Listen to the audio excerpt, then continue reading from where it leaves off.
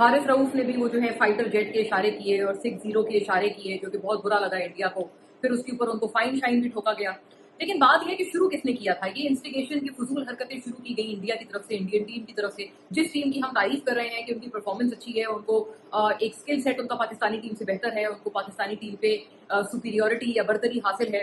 वहीं पर दूसरी तरफ हम ये भी कहने पर मजबूर है कि वो जो टीम है, उनके जो उनका एक मोराल है या जो उनके अपने एथिक्स हैं, वो इतने छोटे हैं कि जितना जो भी उनका जो प्रोफेशनल जो सुपीरियोरिटी है ना, वो उसको पीछे छोड़ देते हैं।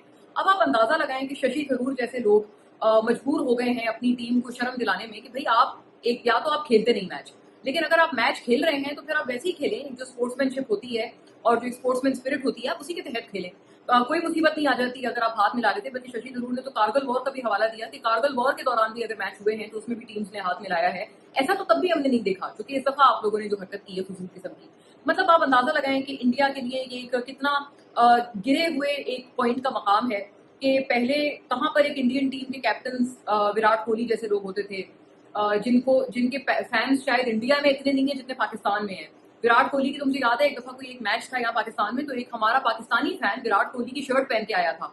इतना वो मतलब डाई हार्ट फैन था विराट कोहली का। इंडिया में अगर कोई ऐसा काम होता ना कि अगर वहां पर किसी पाकिस्तानी प्लेयर की शर्ट किसी बंदे ने पहनी होती, तो वहां पर तो उसको मॉब लिंचिंग करके मार देते वो लोग ना। लेकिन ऐसा जाहिर है पाकिस्तान में तो हुआ नहीं, पाकिस्तान में इस तरह का है भी नहीं इतने बुरे हालात। तो यहाँ पर इतने ज्यादा फैंस हैं उन विराट कोहली के। फिर कपिल देव आप देख लें, इस तरह के कैप्टन इंडियन टीम के रहे हैं।